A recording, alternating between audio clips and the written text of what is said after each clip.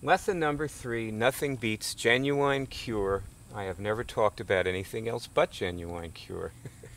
Though it may have seemed as though I was talking about symptom reduction. But no, I never spoke of anything else but genuine cure, and that's what lesson number 3 is about, and we're just going to try to remember that, because you work miracles every day. Every time you went to the calm, clear place, you worked a miracle. Every time you got that signal, something was gone, because for other people, it's not gone. It doesn't just disappear like it did for you.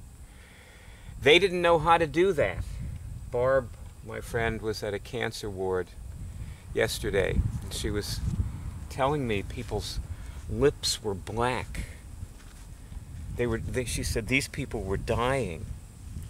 You know, they were pumping them full of these drugs. And this is what doesn't happen to you. You go in the opposite direction. You go, the big grin spreads across your face, and your skin becomes rosy and normal looking. And this is what you're doing. You work miracles every day. You take out things that other people die of. That's what you do. This is you I'm talking about. You're the miracle drug. You're the wonder drug. You're the magic bullet that cures everything. You cure everything that comes at you. Or if you don't, it's because you were dumb. you were too dense to realize that that was what you were supposed to do. And so, now what? Well, see, I'm glad that, the reason I have this movie turn on automatically is that the things at the beginning, because most people, like, they come into these things, and I often do this reflexively too. I'm opening the page up, I'm working on the page probably, and I'm in the middle of working, and I don't want to hear me talking like I'm putting up a new talk on the page. But I've trained myself to leave the movie on. If I have the thing, because maybe I need to hear something that I'm going to say in the first few minutes. So I try to put the things that you really, really need to hear over and over and over again. At the beginning of these movies. There's a line in The Right Stuff. You ever see the movie The Right Stuff? Get the movie. Because we are those people, you and me. We're the astronauts. We're the first people to blast off with this miracle drug that is us. And watching that, you're going to see yourself when you watch that movie.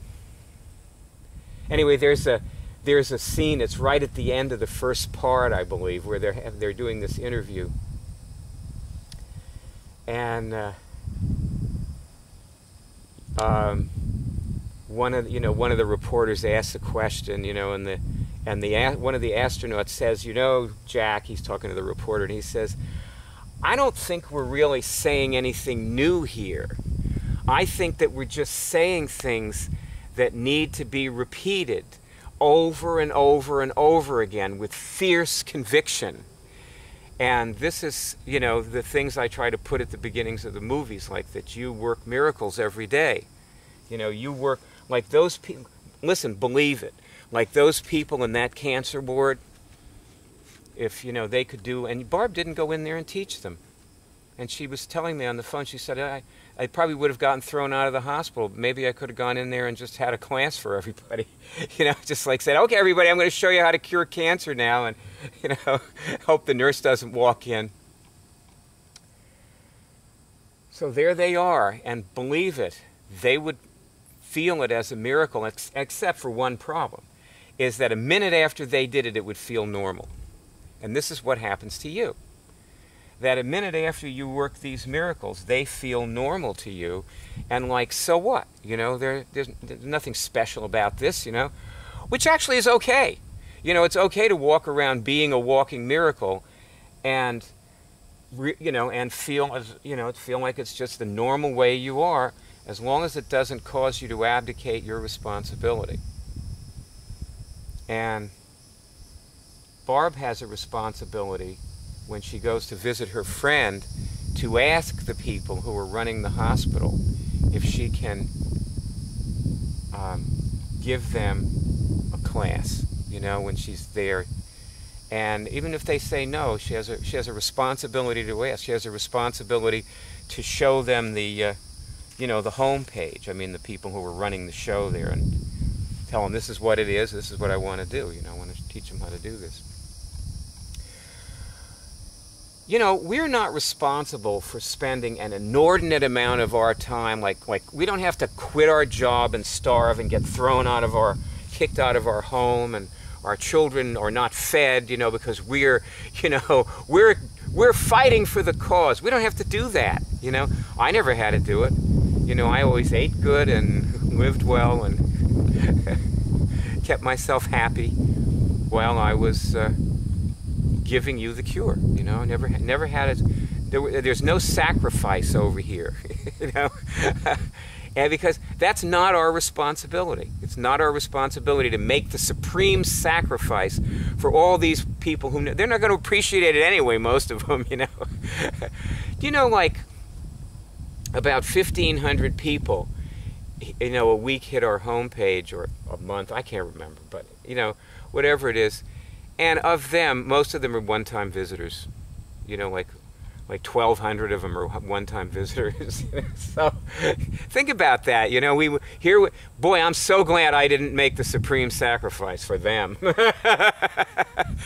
at the same time, the ones who are curing things like you, if you're doing lesson 3, I mean, you're obviously curing things.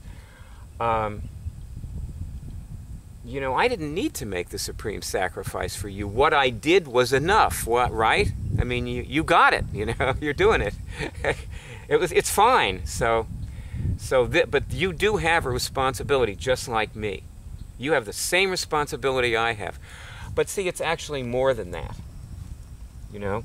Because when I say responsibility, I'm actually saying that you have the ability to respond. You know, I used to practice Gestalt therapy, and that was something we always said to clients, is that responsibility means the ability to respond. When you're well enough, you know, when you cure enough, which you know, the first time you ever went to the calm, clear place, you had cured enough to be in full responsibility.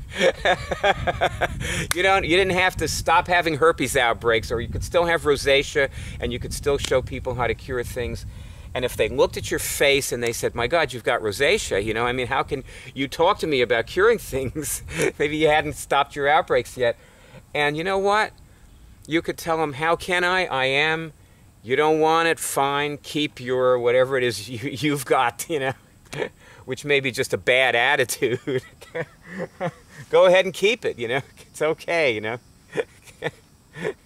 But if you want cure, I got it. I'll show you how to do it. You know, so you can always show them how to do it.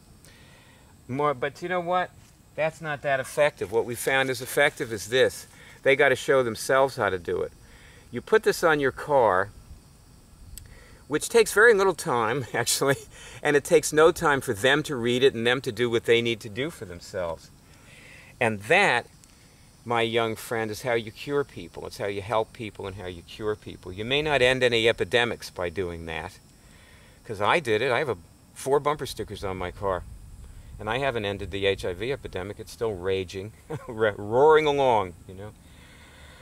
But I've helped a lot of people with those bumper stickers. I know that, you know. By a lot, 3 would be a lot. 1 would actually be a lot. You know, so my 60,000 cures that I have up there are yours too, also. Because it's actually, we are connected to all of humanity. So all of humanity is getting what we're getting in some way, even though it's probably not doing them as much good as if they were doing it for themselves, but they're getting something. So lesson 3 is about spiritual cure. I guess you're starting to realize that now you're at the level of spiritual cure. And spiritual cure means curing your addictions. For example, you know, addictions are a spiritual disease.